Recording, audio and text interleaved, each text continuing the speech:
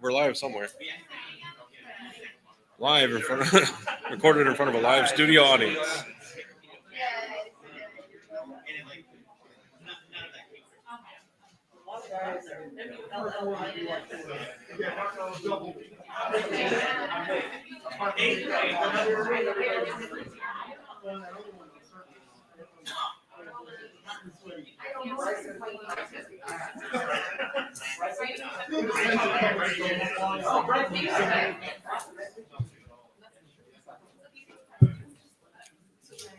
A little sensitive. Yeah. That's gonna be a copyright strike. Can't do any beats on YouTube without getting a copyright strike.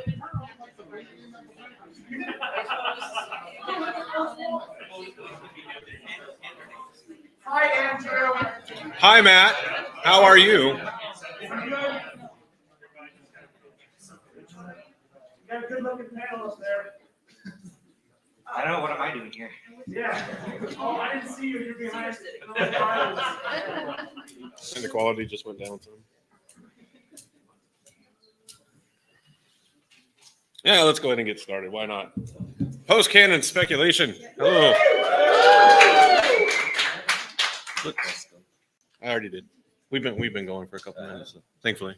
I actually remember to do my job, kind of. I'm shocked at myself. I just scored. Anyway, so yeah, the panel is what the name sounds like. We're going to speculate. Well, three of us are going to speculate about what happens post-canon, and Maria's going to get to tell us how we're all wrong. That's not true. I'm not sure about a lot of things either, and I'm really interested to hear people's thoughts. I deliberately try to be wrong because I like it whenever she's like, that doesn't make any sense. And I'm like, yes. So, but yeah, we've all got a couple different things that we're going to talk about as our speculation post-canon. It'll be pretty easy. We'll just kind of go down the line. But we'll introduce ourselves first. You might know me from Black Tower Podcast. If you do, thank you, and I'm sorry. But I am Andrew.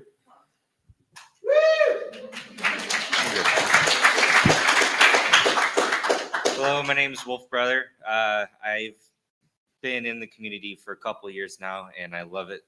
I love this community. I'm Maria Simmons. 26 years, 5 months, and 8 days ago, I went to work for Robert Jordan to answer fan mail and do filing. It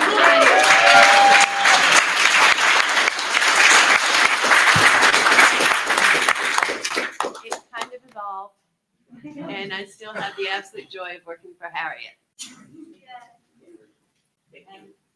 And I am Heredia, or Radiopedia from Lost Spoilers.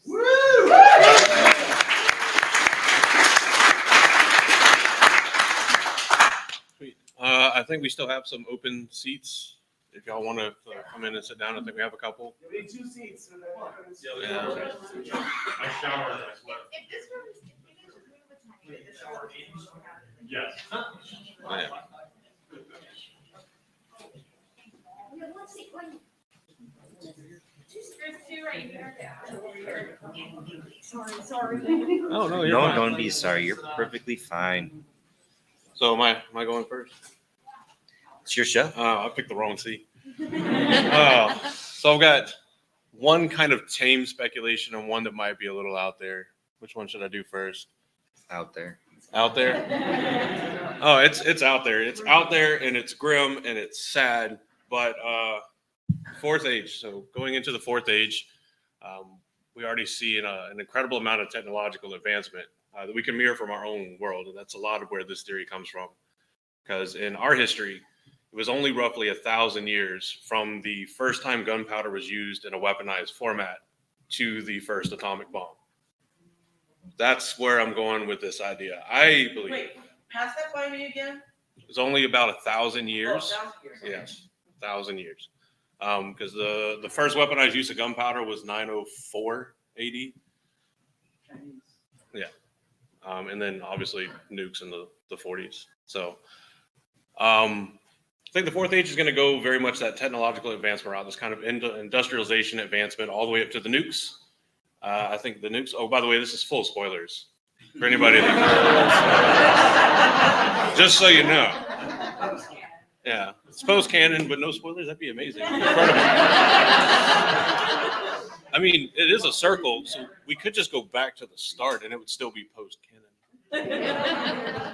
But yeah, so I think you're going to have this long period of about 3,000 to 4,000 years of incredible technological advancement, and then eventually, probably with the help of the Sarans, the Shan are going to be the Shan. Now that they have the technological advancement and they have the much better standing military foundation, are going to decide, okay, it's been long enough. We're going to go and we're going to take the Westlands.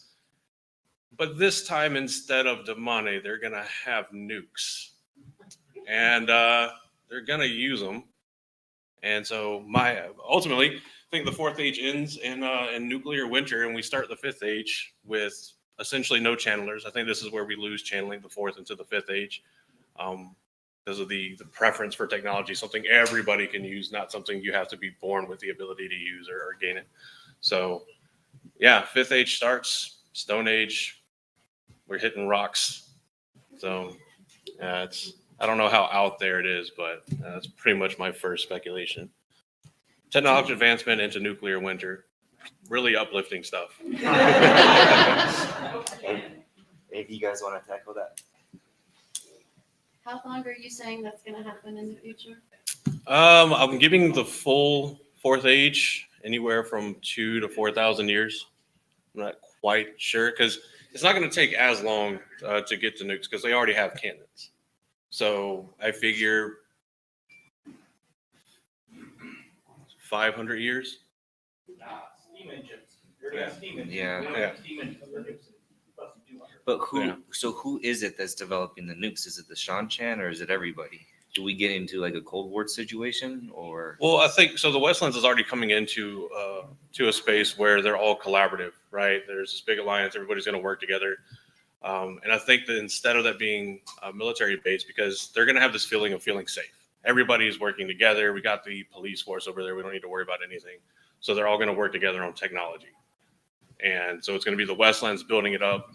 I think the Shan will build it up relatively similarly, but without the aid of the Westlands. I don't think the Shan need it. Are you talking about the Shan in the Westlands or the Shan? No, the Shan, yeah, the Shan that stayed in Shan. So I don't think they'll need, want, or get any help from the Westlands as far as technology is. They'll trade and that'll be about it. They've already seen the cannons or the dragons, so they're going to take that and I think run with it. They're like, cool, logical next step, nukes. Well, with traveling, couldn't they just come over and steal They the could. ideas? Okay. I mean, well, by the time you have a couple thousand years go by, I'm thinking that because of the rise in technology, that you will lose the emphasis on channeling. That it won't be as much of a focus for the world. It won't be as prevalent in the world. Because if the whole cycle is a never-ending circle, at some point channeling has to be lost. So I think it fully gets lost because of a nuclear winter. No. But what if a nuclear winter causes the channeling at the end of age 1 that goes into age 2? Sorry, post-canon. Never mind. Post-canon.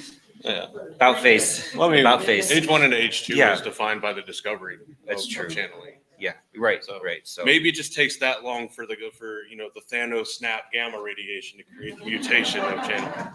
So I have a question. Do you think it's gonna be more of a military thing or more of a science and technology or research thing? Is this gonna be like a Mieran and Thor thing, or is this gonna be like Shan doing Shan things? I think the majority of the fourth age is going to be technology. It's going to be really nice and peaceful. I think for the vast majority of it, it's going to be that last 50 to 100 years where shit's going to get squirrely in the form of the Shan doing what the Shan do. So I think they will be the ones to basically reintroduce military conflict. And by that time, you've had enough time for the Westlands and Shan to repopulate a fairly decent amount. And with the technological advancements that the Westlands are going to have, that Shan will have, I see no reason why they're not just going to, go full tilt option, mutually assured destruction thing. If we can't win, nobody wins. But what about the Shan? They are shattered. Their whole society has been ripped apart. And the secret's out about Damane and Sylvain. And are they going to still be one country, or will they split up? So You the, have something on well, so the question was, sorry, just for everybody to hear it, was, but the Shan are at Shan are in huge disarray, correct? Correct. Yeah. So where's mine? Thank you. I left it at the bar. Get your own mail. Darn. You want to address the Did you have to question? restate the whole question? I was just going to go with that. I think that provides the impetus for their focusing on technology, because now you've got this core critical component of their culture that they now just cannot maintain in the current status.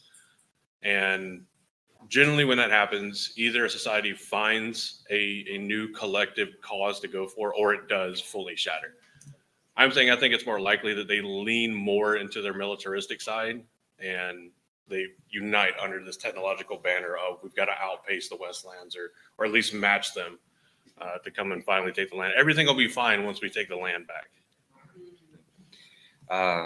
So can I take the next one? Because mine is a bit Sean Chan related. Was there? So Oh, it's sorry, not- did you no, wanna- I want you did to do, Mine? anything Sean Chan related would be better before me. Okay. Then I will do my Sean Chan really quick. So this definitely has a couple holes in it, but I think there's some merit there and it'd be a fun discussion. But at the end, Moghedien is captured and becomes Damane. And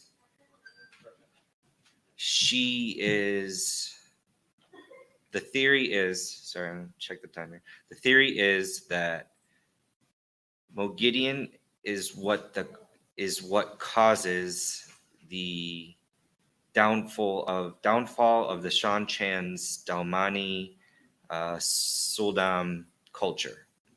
So she's captured, but she's smart enough and she can control her feelings enough to know how to lie her way through the IDOM relationship, right? The IDOM doesn't, and you can correct me if I'm wrong, but the IDOM does not allow the Suldam to know when the Dalmani's lying. It just has physical and emotional attachments. They feel the Suldam feel the Dalmani's emotions, and being the master spy type and behind the scenes shiftiness of Moghedien, she can work her way around the lies and not totally succumb to that servitude. And so she buys her time. She is able to trick her Suldam, or a Suldam that's not used to her, into say, hey, I know this weave. This would be really beneficial. And so she manipulates the Suldam to allow her to do a compulsion weave. And so then in her escape of getting the IDOM off, she uses compulsion weave on whoever to get the IDOM off of her. And then in doing her escape, she also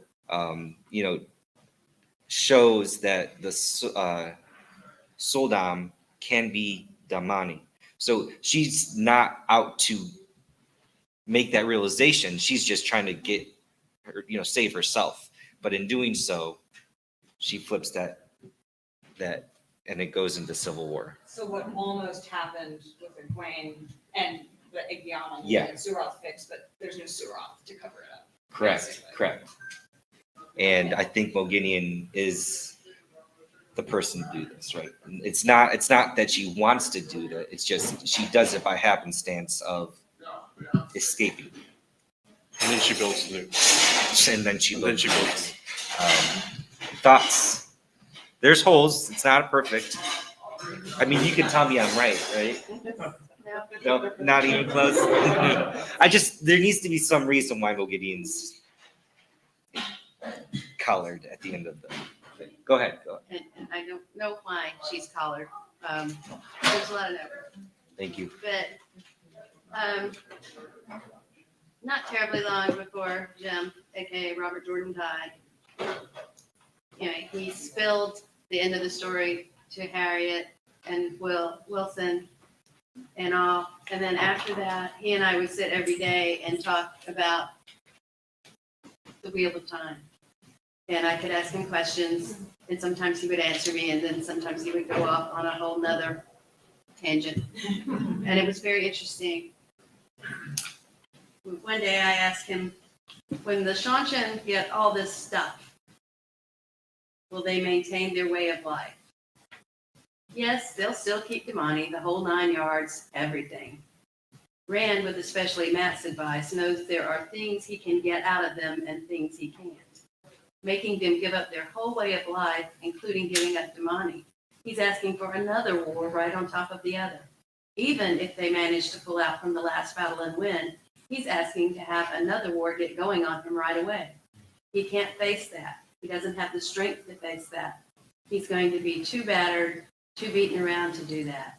He's going to live with what you have. Aiel women got turned over to the Shanshan. That's not really very nice. Not something he likes a lot, but it's better than the dark one, and they are Shido.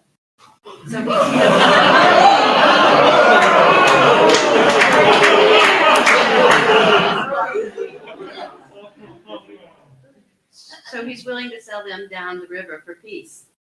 So Rand and Tuon are making a deal. I don't know if it's in the prologue or not. And it's not until Rand is gone, the deal is signed and agreed on, that Tuon realizes he has her in a little tighter trap than she expected. Because while it's true, their agreement would only last as long as he does, if she doesn't keep it going, she's outnumbered. And she's in a hard row to hoe. So it's in her best interest to keep the darn thing going. Even if Rand dies, it's still in her best interest to keep the agreement going. So he's bound the daughter of the 9 moons to him. And he's gambling on something, and Tuon doesn't realize what he's gambling on until time has gone along. He's gambling on the fact that Tuon and the others will be tied in so tightly with what they have, tied into the other countries, that they won't just be able to cut loose right away. And if they do cut loose from a treaty, from a truce, if they cut loose from it, they'll find out, yeah, I don't have to fight him, but I might have to fight him, and maybe him over there. And I could probably pull off one of them. Maybe I could pull off 2, and I cannot pull off all 3, and I may not be able to pull off 2 at once. So Rand has got something set up that might turn out to be 100 or even 200 years of peace. Except they do have some troubles. Whatever's really happening in Shanshan, whatever's really happening in the land beyond the waves, the land of the madmen, whatever might or might not be happening in the land of madmen. Can I clarify, did you just read us a transcription of what he told you on that day? Mhm. That was really beautiful. Thank you. Yeah.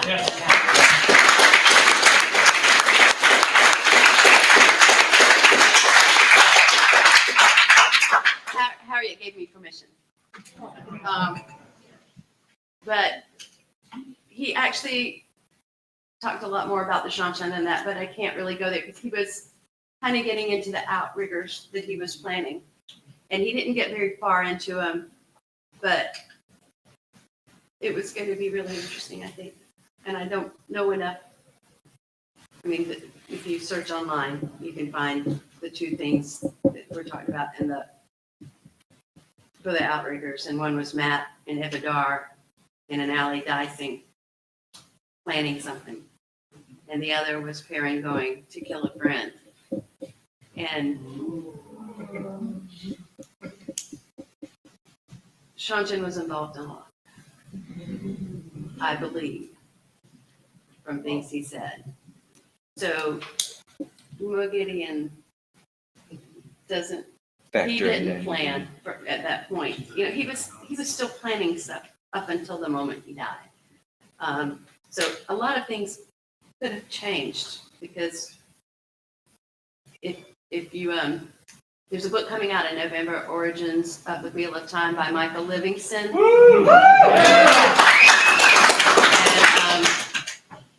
he goes into a lot about the whole process Jim went through. Because I think everybody, I mean, it's pretty well known that originally the hero was named Reese, and he was an older dude. So things tended to evolve. So, but the Shanchan were gonna keep their Damani and Saldam for a good little while. Not forever, obviously, but they were gonna be stuck. And of course, Tuan really wanted to get her throne back. And, I mean, the proper one, that she could control people through. But, he was really into that at that point, so it was cool.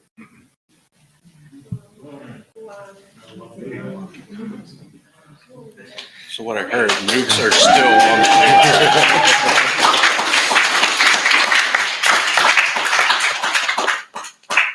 So I'm supposed to follow that?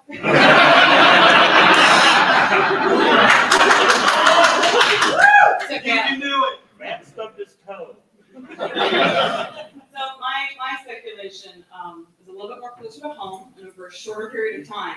But I was really curious about how the black and white towers are going to evolve, right? Because the black tower is a single-minded, one focus, like very short-term kind of thing. Like kick the dark one's ass. That's it. After the last battle, the source is clean, right? So men are going to need a place to learn. They're probably not going to want to go to like murder the dark one school when the dark one is zero, right? They're going to want something else. And they're going to need to interact with the white tower, obviously. So maybe they end up with like Ajas. They end up subdividing themselves into 5, 8, 7, who knows how many Ajas that do or do not reflect the white tower Ajas, but I'm imagining, like engineering and science and maybe some art. I don't know, men can do art sometimes, right? In the real time world. But I just kind of like, they're gonna mirror each other, but not exactly, right? Because they're different. They have different histories. Maybe they want to do Ajas like in the traditional Age of Legends sense, where they come apart and together like over time. But that's just kind of my like. The Black Tower has so much growth potential, right? With the tank clean and with 4,000 or 5,000 years of peace and quiet, like there's a lot of space there. So that was just my like, what kind of Ajas would the Black Tower make? Basically. Black Tower spin-off series. They'll probably play into the Shanchan stuff because they'll keep the war to some extent. They'll have their green Aja, black Aja. I don't know. Well, I don't know. I love the topic. Like when the panel idea came up, that was like my first thing. I was like, oh, I really want to talk about the Black Tower. And Raider beat me to from it. the Black Tower Imagine podcast? that. It's almost like we've done this quite a bit. So, I love it. But that's pretty much a lot of the same thoughts we had about it. I think we named them, what do we name them? Gars instead of Ajas? Gars. Yeah. So you'd have like, we did one, so you'd have like, with the Bajan Mahal and Sorban Mahal, you'd have the Sorban Gar, you'd have the Bajan Gar.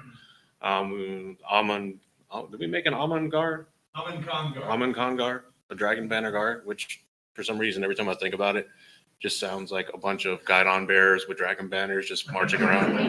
It could be the fancy drill team of the Black Tower. I mean, a recruiting tool is It's amazing. the marching band. Yeah. The Bards. And we made another one, but I forgot the name. It was something like the training Gar or something. Get tattooed. What would? No, yeah, get tattooed. It would get tattooed. Oh, Oh, Ted, yeah. Question about that, sorry, didn't mean to cut you off. So kind of playing off that with the Black Tower, because I guess kind of my assumption is with Canon is that Logan becomes kind of the Mahale afterwards. How do you think his like partial corruption due to them trying to turn him and kind of that jadedness that he has might influence how the progression of Black Tower might initially start off with?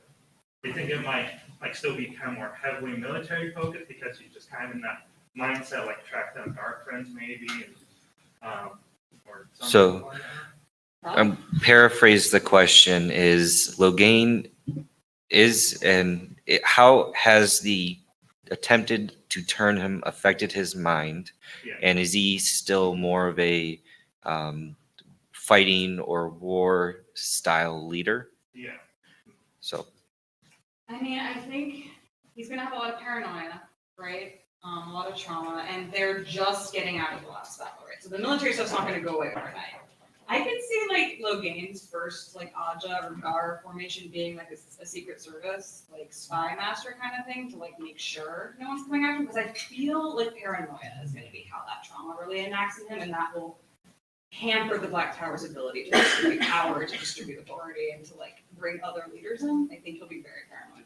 No one expected the Ashaman Inquisition. And just the fact that the White Tower is there is a huge, right? Like that's a rivalry. No, regardless of where they end, there's always going to be there's always going to be like scheming or thoughts of scheming, and we need to prepare for this in case this happens. Sowing seeds of distrust. Yeah, the White Tower will absolutely earn that distrust. The White Tower will be spying on them, will be looking down on them, will be trying to manipulate them. They'll have plenty of fuel for that. How will the mutual bonding affect him? The question was, how will the mutual bonding affect? I mean, I think that has a lot to do with why they're gonna have to come together, right? You're gonna have people like Andrew and Pavara being like, I'm sorry, I can't silo myself off into one tower or the other. We are both. A gray So they're tower. ready to see if, like, we need a negotiation Aja or something to like get us together. I think it's gonna be huge. I think the mutual benefits are gonna be too huge to ignore. Do you think there might be like a third, a black tower and a white tower and Gray tower? a gray tower that has the men and women who are co-bonded to each other? Could be, maybe if the black and white are too upset with the mutual bonding, maybe it's like they get, yeah. Partition off. Well, I think it's gonna hit a pivot point, right? Where either they're either gonna be so much at odds with each other, there's gonna be open conflict of some sort. They're gonna be actively sabotaging each other, or they're gonna look at it like, none of us have a lot of people left because we kind of just fought the last battle. So maybe let's not be assholes to each other and work together. And I think like the bonded pairs are a unique opportunity for the White and the Black Towers to work together. Because I mean, what better negotiation tactic do you have than somebody that can literally sense the emotions and locations of the people they're not negotiating with? Like, it's kind of like the Mogideon thing with the Adam. They're not lying because I can feel that they're not lying. Stuff like that. Yeah. At the end of the book, Logan really had a whole partisanship too. Mhm. He wanted that rod, but he went to help Andor and stood with them at the last battle. And then the woman and the people were saying that they were going to send their sons to him because of the talent, not the curse. That part brought a tear to my eye. A lot of parts of that last book did. I loved his conversation with Elaine, and I loved because just like in law and everything, like the words are important, right? And he doesn't say that the Black Tower will listen to Andor. He says we will stand with the Lion Throne, and he sets it to me. The verbiage sets it to where like we're not under you, we respect you, but we're partnered with you. Like we're on the same level. What's up, Matt? I kind of wonder if the Black Tower will become a place for channelers too, that do not want to be a part of the Black Tower. In other words, will not have that kind of, we're going to bring everybody together no matter if they can't pass the test or not. We have people that show the Black Tower and say we want to be still, like we want to be part of this, but the White Tower will not allow this to happen. So we'll end up having a tower of female Aes Sedai, but then actually have a Black Tower that's both of them working together. So the innkeeper said something very unintelligible. We're just going to ignore it. No, sorry. No. So the innkeeper to just sorry guys for reiterating. I want the Discord to make sure they hear. We could probably just pass the mic around, but Yeah, we can do that. the recap. First off, I am sorry, Matt. And the recap was: is the Black Tower a place to where female channelers or female potential channelers can go if they get turned away by the White Tower? And that the am I putting that right? Is that the to just create this faction of ideas where they are actually a place where men and women are coming together. where men and women are coming together versus to the learn? Tower is still exclusionary that Oh, way. there we go. Yeah, what it, oh, All right, whoa. so would you like That's to- hot. Coming would in you like hot to there. comment, or- Okay, and this is all my thoughts. This is not something I talked to Jim about. But the White Tower is changing too, because they were bringing in all the novices that could be the older women who are not fully trained in the hierarchy of the Aes Sedai. And it seems to me that the White Tower is definitely going to change too. Of course, the Amerlin, I don't know how to read how she's gonna deal with it. But she has, seen the Jahar. Yeah, I'm thinking of his Aes Sedai. And my mind is going absolutely blank. See, it happens not Yeah, just with it is trivia. Maurice. Yes, that's right. A question for that was, yes, that was Egwene's concept, but would they maintain it, right? Like it was a revolutionary idea, and would someone like Codswain or others actually end up supporting it now that the captain of that idea or the revolutionary of the idea is no longer the one? So that's why I was kind of wondering, Hey, you what know. happened to Egwene?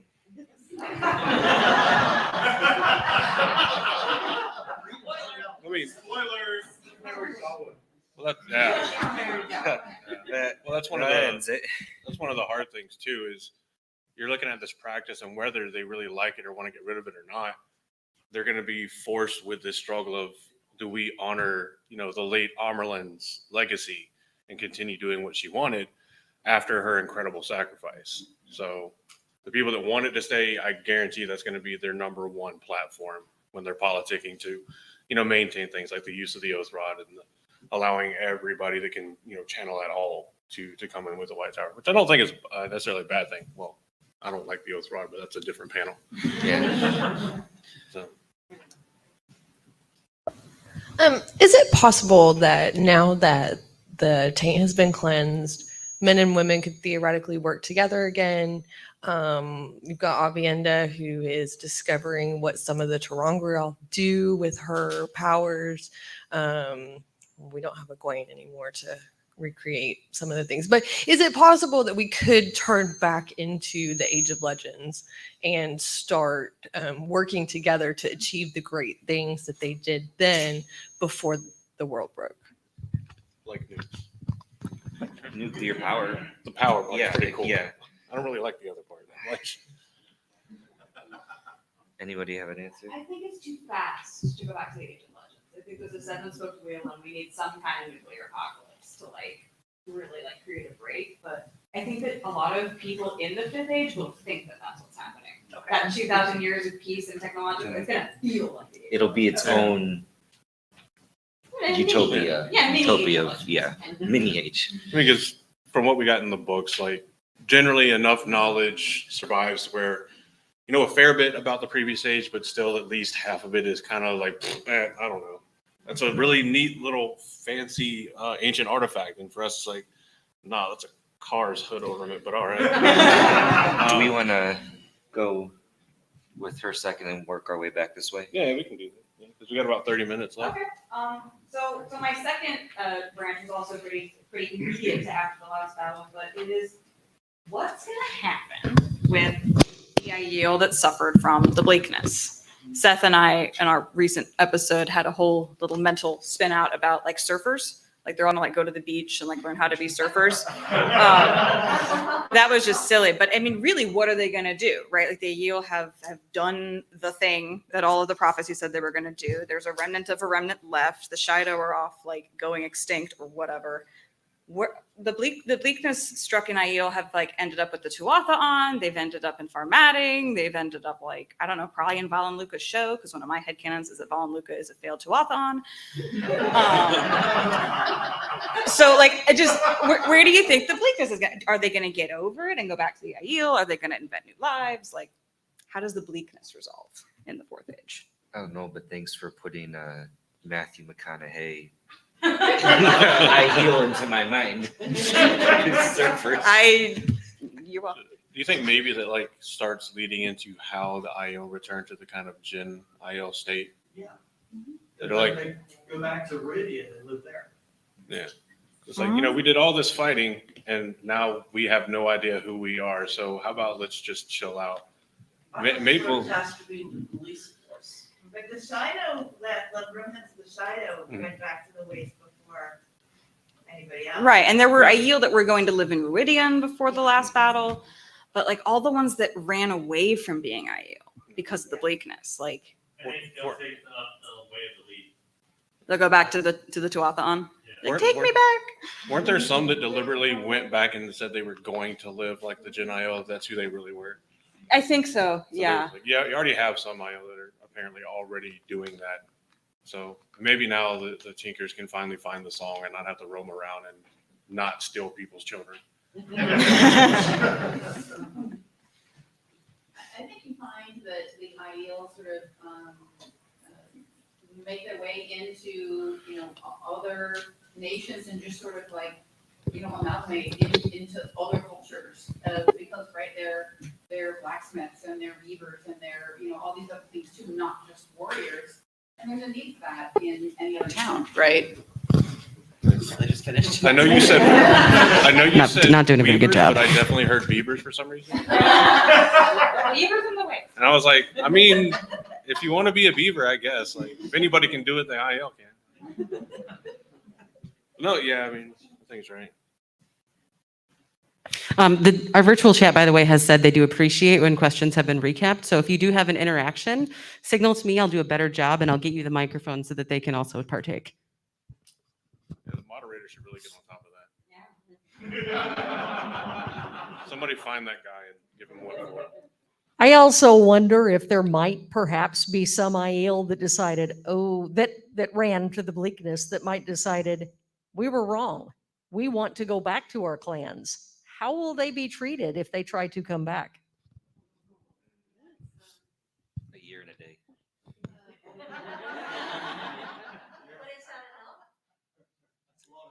How much toad is AWOL in there? Yeah. How much How much could a toad do you woodchuck get chuck for in? AWOL? So much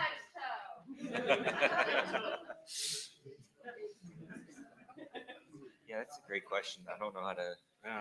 Like- that's an interesting I don't know, because it's like, it's almost like they left for their honor and they're like changing their mindset that they did this really honorable thing, so maybe they would get to come back. Like, you just guys shined yourself for 3 years, but like, okay. Like, I don't know, because like a lot of the wise ones, right, they're trying to like beat the guy shine back into compliance with like the year and a day. So it seems like if they came back, the AO would be like, finally. But I don't know, maybe post that battle looks like that ship has sailed. I mean, not a ship, because I know. They don't do shit. Can they just show up and be like, hey, yeah, this is awkward. The last 2 years was freaking crazy, right? We're cool. At least, hey, I wasn't with the Shido. We're good, right? Like, we're fine.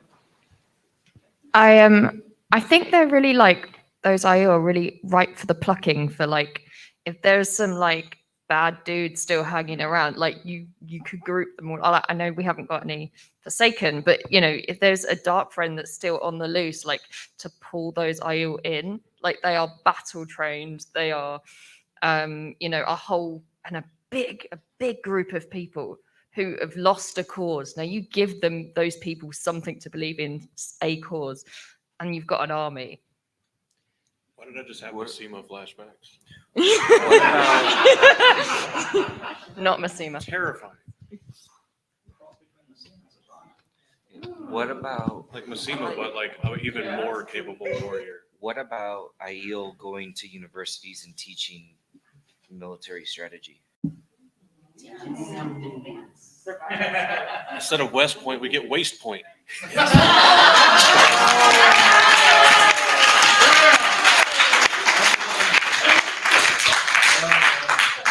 That was my one brilliant idea of the year. You're welcome. We're all here to witness it. So on the university side of things, given how in a lot of religious traditions, there are some branches that become extremely legalistic, I feel like so much of the bleakness stems from the sort of ethical foundations of Jiito sort of collapsing and not having clear answers for it. So you could imagine a group of these folks actually entering into really complex sort of legalistic structures and essentially founding new versions of universities that get mired in that sort of deliberation. So Aiel were gonna Yeah. What would an IO Rumspringa look like? Sorry, that was a random thought. Dude, we're gonna go live like a wetlander for like 2 years. It's gonna be dope. Well, the Tinkers had their own version too. Yeah, that's true. Yeah, they did have their own trainer. Well, my question is, when are dragons going to be reintroduced to the world? Because in the myths, like as the wheel turns, so must the dragons come back, like an actual live dragon. So is there going to be an era where dragons are created by the power, or are humans going to create it using like a steampunk technology that they're creating in the next era? Maybe the nuclear war will do something to creatures that make them evolve into dragons. Oh, the rockin', the toe rockin'. Yes, mutated rock. Yes. Equally terrifying. As a D&D DM though, exciting. Pretty sure my party's gonna hate even hearing the name WatCon now. My question is, after all that Rand has gone through, is there anything for him in the future? I'm a little bit mad at what Rand's doing at the very end of the book. He's got children he's got to take care of, and he's decided to just walk away. That's old body problems.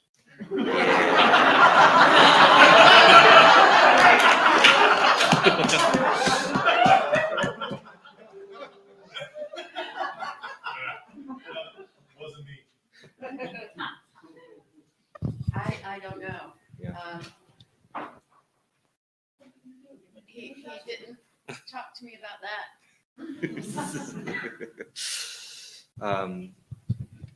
Do you have a second? Do you have a theory, or do you have anything you'd like to?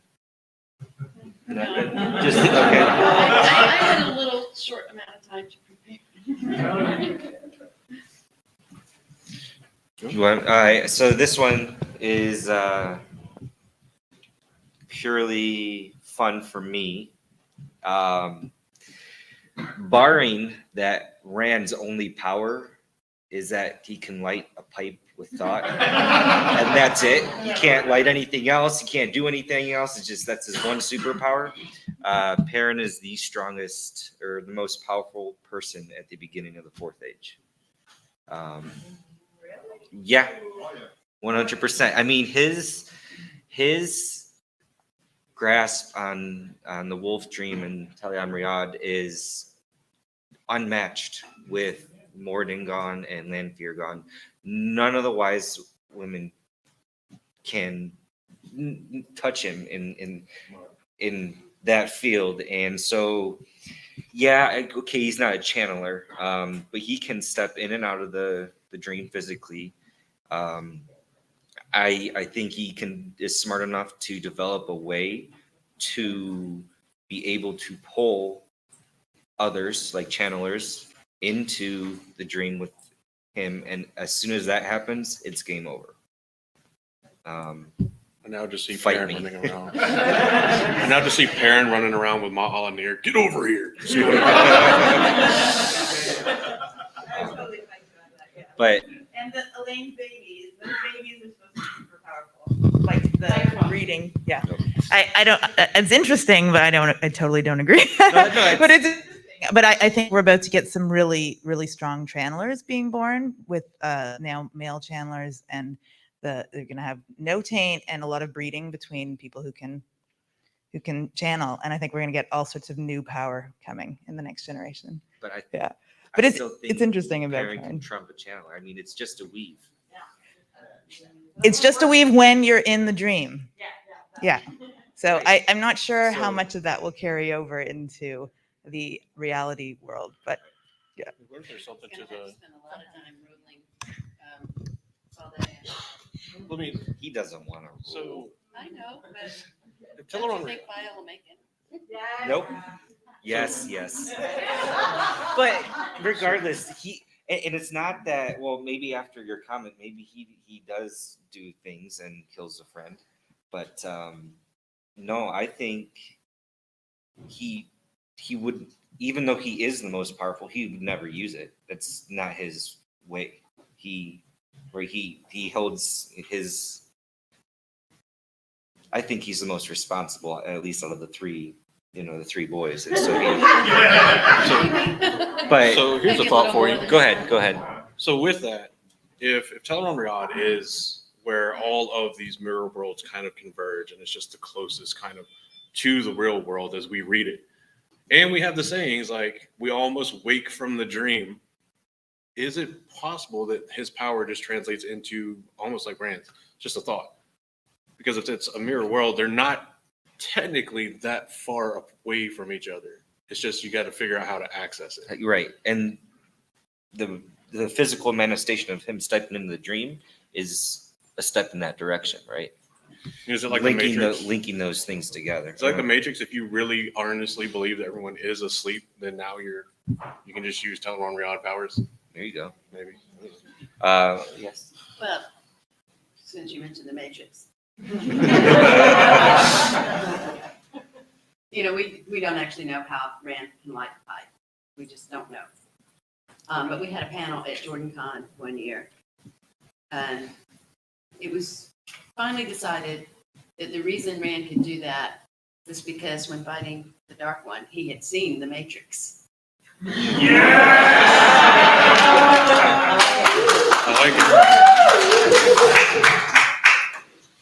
It's amazing what you can do with a summation of all knowledge ever. I think, did you have something, sir? Anna's been waiting. Oh, okay. So I'm changing topics a little bit, but I just wanted the panel's thoughts. So you agree with me with parents? No. But what the panel's thoughts of who the antagonistic force in the fourth age would be, because the second age had the Dark One, the third age had the Dark One. Will the fourth age have a Dark One battle? And if not, what that would be, and why is it not the Finns? Why is it not the Finns? Not the Finns. Is that a leading question? I mean, I want to say Land of Madmen, just because it hasn't been talked about yet. Only that they Yeah. call Sharans and Yeah, just like that's show up, like, hi, we're here. Right, but there's no men, there's human. You need like an antagonistic Well, force. so we think. Yeah, look. We don't know what's been going on down there for 3,000 years. It's Australia. Come on.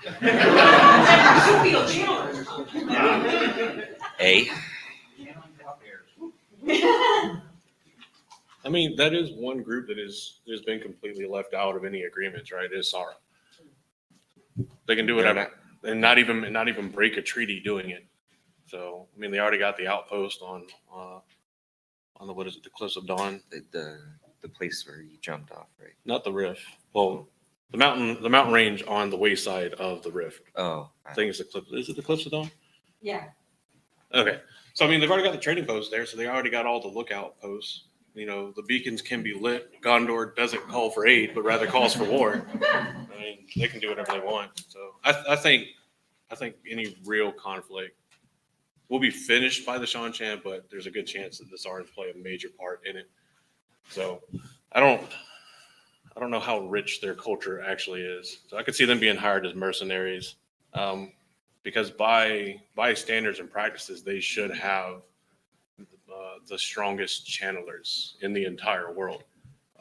Because unlike the rest of the world, they didn't cull out anybody. Well, they bred their channelers before they started culling out all the male channelers. So did the Finns create the Dark One? Because right in one of the doorways, sorry, I can't remember which ones, they give you things. And so what if a person asks for The literal devil. some sort of satanic power, or and whatever was like ultimate power or whatever, and the manifestation was the Dark One, and that's how the Dark One came to be, was a Finn thing. Is that how Mirren got the idea? Is what? Is that how Mirren got the idea? So that would mean the Dark One, if it comes from the Finns, that the Dark The fins are outside the pattern. The fins are outside the pattern, right? Or is that not a? They're not outside Okay. the pattern. No, they're not. I think there's a parallel. Innkeeper is shaking his head. They are inside the pattern. Sorry, I liked your idea of the fins, and I'm trying to, and Yeah, that's something to. yeah, I think the that's something to fins. talk about. I think about. I think the fins in some. I've read this somewhere that they cannot enter the human world more than maybe a few moments, and maybe in the fourth age, no one goes to them for asking questions, so they don't get any more emotions, savor all of that, and they say, okay, we're gonna go to Ranland and battle the humans, and that's your final battle, whatever, for the fourth age. I like the fence. Just imagine the house where they just happen to use this nice free on the side of the road or side of Ruidion redstone doorway. They just made it the door into a house. Haven't used it yet. Invite everybody over for dinner. Taco party. Everybody come over. I saw a couple questions over here, and then we'll come over to you. What are your thoughts on the future of the Ogier after everything's been done? The Death Guard of Sanshen now have a chance to come back to an actual steading instead of being, well, I'm super depressed. I'm just going to go murder a bunch of people with my giant axe, pledge to the princess and long-handled axe. But there's potentially Ogier everywhere else in the world, and they can actually go back to a steading. And then at some point, they have to either disappear or completely die off to then be brought back at some point in another age. That's not one I've thought about. No. Yeah, because at some point they came, and then so there's got to be another point or another circle where they're not there, so they have to come again. But that means they have to go away. So maybe things get more peaceful for a while, and it's like, okay, let's open the book of translation and go home. Well, maybe that what causes them to go home is nuclear power. Yeah. All the trees start dying in the winter, and they're like, you know what? Screw this place. You ruined it. We're going home. Your party was too crazy. Are they time travelers from a different era? They're not even supposed to be in the third?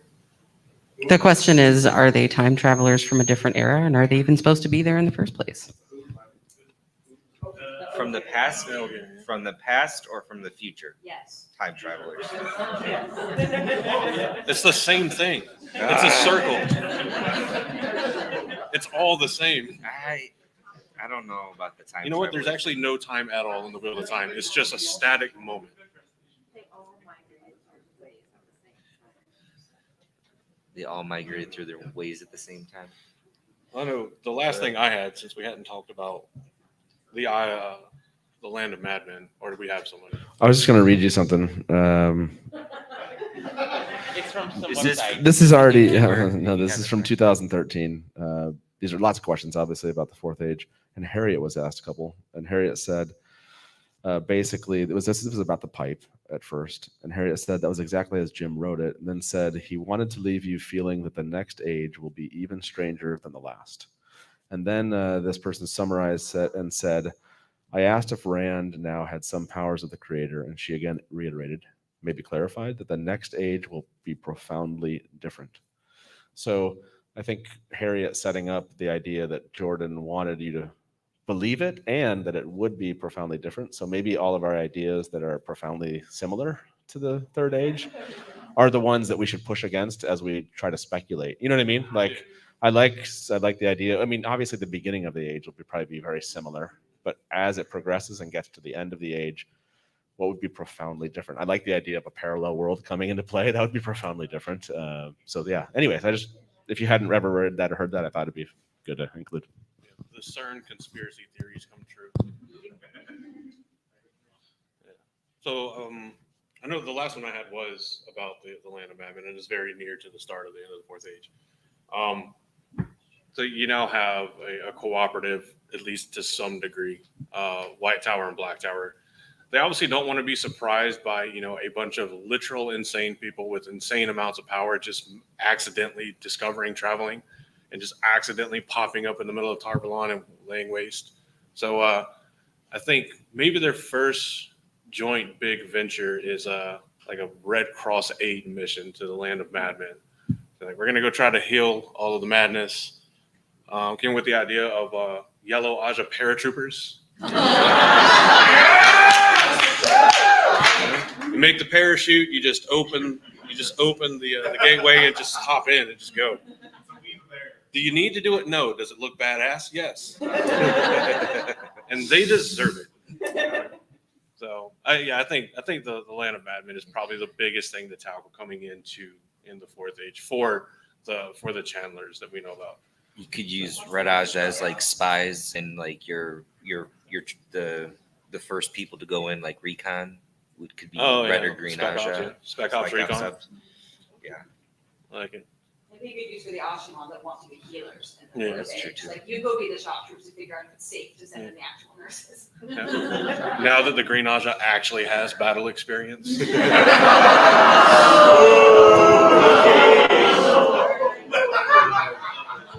Oh yeah. What if the land of the madmen has been a bait and switch this whole time and the real hub of power is there? They've learned how to heal madness You go there, centuries ago. You go there and they've just rebuilt Paradisen. It's just an absolute utopia. They're all happy. I mean,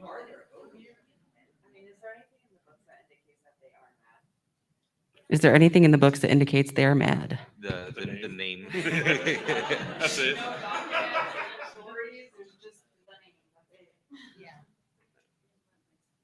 No concrete evidence. That was a very short answer. What's in a name? It's a quote from something.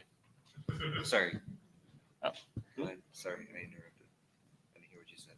Oh, I was making a really bad joke. Oh, that's a good one. Thanks, Guy. You're welcome, Guy. So kind of on the aspect of the island of the madmen, I was just kind of thinking, do you think that there might be some other people that might have been reincarnated that had the same potential madness affliction as Rand, as to where they remember their past life from the Age of Legend, and then that would kind of like maybe help somehow influence like how they build and stuff like that? Madness influenced DID, dissociative identity disorder. You're just like Ileana is down to be like, right, lose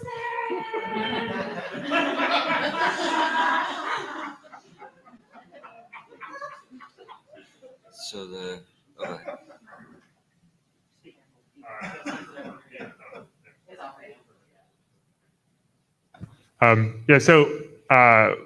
We talked a lot about the Black Tower, like militarily advancing, but like the White Tower makes a lot of its money because a lot of they have businesses that have been around for thousands of years, and they're very wealthy, like a lot like the Vatican is in the real world. How did the Black Tower make money? So here's my suggestion, or my idea is like, think capitalism, right? You could have Black Tower Ashaman like start moving companies, right? Imagine not like you don't have to move your furniture and stick it in a wagon and take the wagon across the country. You can just open a little portal from your old house to your new house. The Asha movers. And then yes. you walk. Two guys in the gateway. There's two guys in a portal. You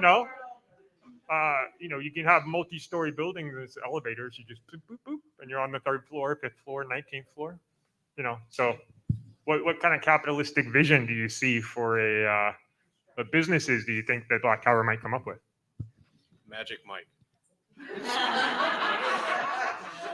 With Logain taking center stage. I mean, realistically, also probably Grandier manufacturing, right? Yeah. I said I figured it out and started to sell it right at the end. Probably Black Tower would get into that business as well. Especially if we get into like the engineering of like Grandier and combustion engines or anything like that. They would probably have a lot of engineering and manufacturing that they could sell products of. Because we're at a deficit of porcelain now, aren't we? Because those folks saw a bright light and said, nope, we're hopping off the ride. So there's no one making porcelain anymore.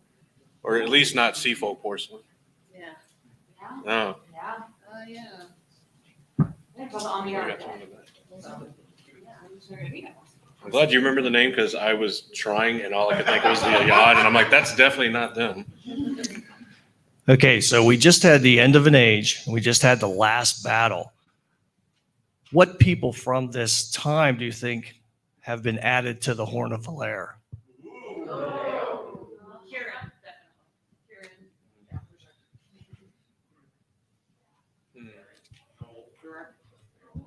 Ruark is a good one. That's a good one. That was Master of the Deck. No. So wait, is that Noel's first time becoming a hero of the Horn, or was he just right because they spin out? So is And this they don't remember. and they don't remember, right? So now that he like having a conversation, would he be like, oh yeah, I was Jane Farstarter, but now that I remember it, I was all these other people too. Or is this his initiation into? Never considered that question. I assumed he was on his 50th go around, but. I mean, the cop out answer could be like none. They were already there and they were just spun out. Is there a fixed number of heroes? Yeah. Not just that, I mean, if you're talking cycle after cycle after cycle after cycle, if you add, say, 5 after every major event, after, 100 cycles, there are more heroes of the Horn probably than there are people. Yeah. So a lot of them, maybe just unknown. I have a question for you, moderator, if we've got time for it. I have a question for the panel. I do. Me, right here. Jesus. Like you keep looking away. Like what I do. Some people who know me have a pet theory that in the Fourth Age, after the last battle, there will be a guerrilla Shanshan resistance. Which character or pairs of characters do you think would be part of this defiance of the dragon's peace in order to save Damani from the Shanshan and to undermine the Shanshan's occupation in the Westlands? Who would be part of this dream team? Right. Smugglers for sure, yeah. All funded by the White Tower. Yeah. 100. They're breaking the dragon's peace 100% to funnel. Money's being laundered in through Mayan. I see Andor doing it. I see Elaine doing it more from like the commerce and political side. Like, cool, yeah, we'll trade with the Shanshan, but your tariff is like 3,000% to import and export. Stuff like that. I mean, because you can sequester nations economically. So sometimes it's successful though. Definitely not an allegory to current state of affairs. I think probably a lot of the Shanshan that have started to integrate with and even assimilate into the Westlands culture are gonna look back at where they came from and be like, I don't know. And then they'll be corruptible. They won't be like, yes, I'm a full-on guerrilla fighter, but 5 years of little things, and then they're gonna get an opportunity, and then they're gonna be a guerrilla fighter before they know it. I think. Maybe Well, it's dangerous too, because how many of the Damani are going to resist it themselves? I mean, we've already seen Damani; they're broken and conditioned to a Stockholm syndrome degree, where they're just like, yeah, no, this is how it's supposed to be.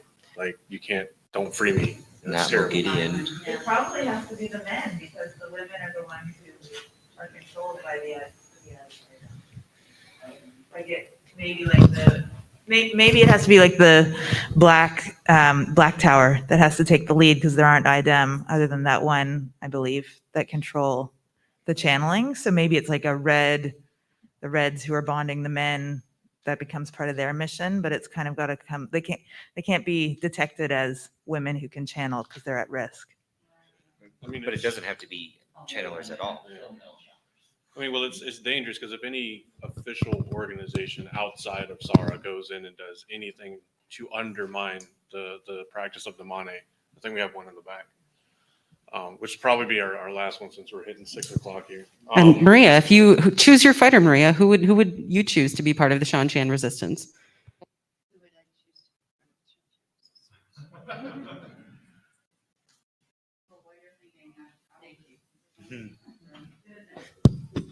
I will say that Olivia, right, needs to be a big part of freeing the Damani because she's the one who's overcome her, her own enslavement, right, and become so bold.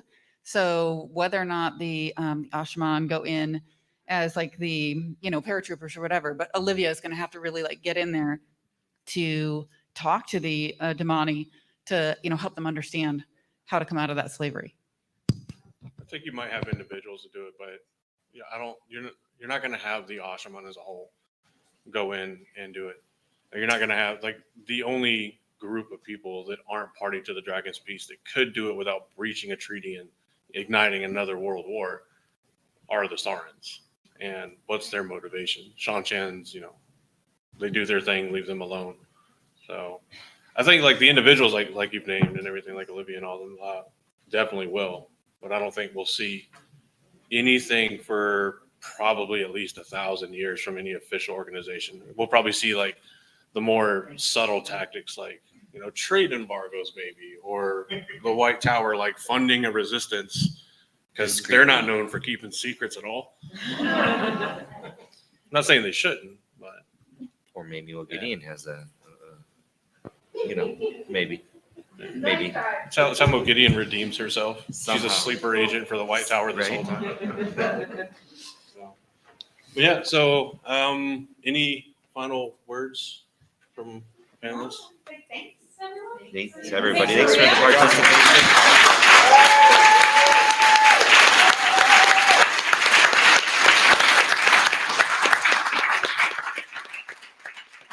It's entirely my pleasure.